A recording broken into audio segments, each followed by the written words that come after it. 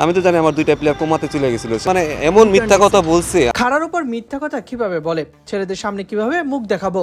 অন্তর্বর্তীকালীন সরকারের ক্রীড়া উপদেষ্টা ডক্টর আসিফ নজরুলের এক বক্তব্যকে কেন্দ্র করে এমন হকচকিত প্রক্রিয়া জানিয়েছেন মোহাম্মদ সালাউদ্দিন। সরকারের নির্দেশে বাংলাদেশ দল বিশ্বকাপ বয়কট করলেও আসিফ নজরুলের উপদেষ্টা থাকাকালের মেয়াদের শেষ দিকে জানান ক্রিকেটাররাই নাকি বিশ্বকাপ না খেলার সিদ্ধান্ত নিয়েছেন, যে বক্তব্যকে খাড়ার ওপর মিথ্যা বলে দাবি করেছেন সালাউদ্দিন।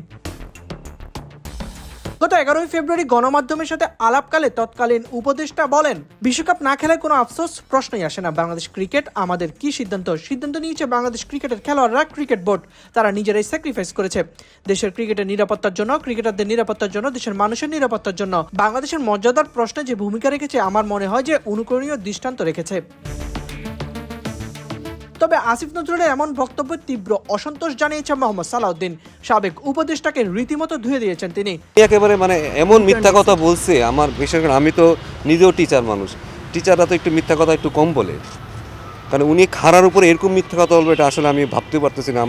আমি কীভাবে ছেলেদের সামনে আসলে মুখ দেখাবো? ছেলেরা উনি এইভাবে ইউটার্ন নিবে। উনি একটা শিক্ষক মানুষ, ঢাকা ইউনিভার্সিটির শিক্ষক উনি, মানে একটা আমার দেশের সর্বোচ্চ বিদ্যাপীঠের একজন মানুষ। উনি এইভাবে মিথ্যা কথা বলবে এটা আসলে আমরা আসলে মানতে পারতেছি না। আমার মানাটা আসলে মানে কীভাবে মানবে এটা আসলে আমার বলার মতো না, যে উনি কী বলে আসলো আর উনি এসে কীভাবে ইউটার্নটা নিল।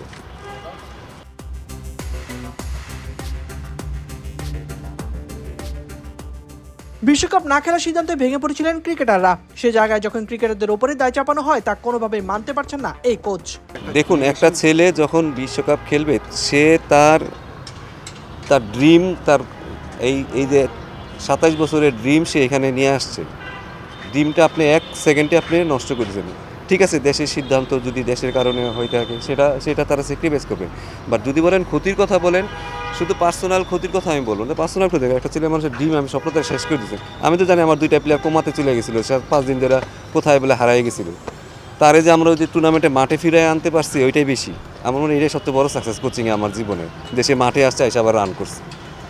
একটা মানুষ তো অনেক বছর ধরে স্বপ্ন দেখে একটা ওয়ার্ল্ড কাপ খেলবে, ঠিক আছে। শুধু এখানে তো টাকা পয়সা তো একটা ফ্যাক্টর, ওইটা একটা ছোট ফ্যাক্টর। কারো আসলে যে ওয়ার্ল্ড কাপটা সারাটা জীবন স্বপ্ন দেখে আসছে, সে একটা ওয়ার্ল্ড কাপ খেলবে। সাইদ ইবনে শামস, বিডি ক্রিক টাইম।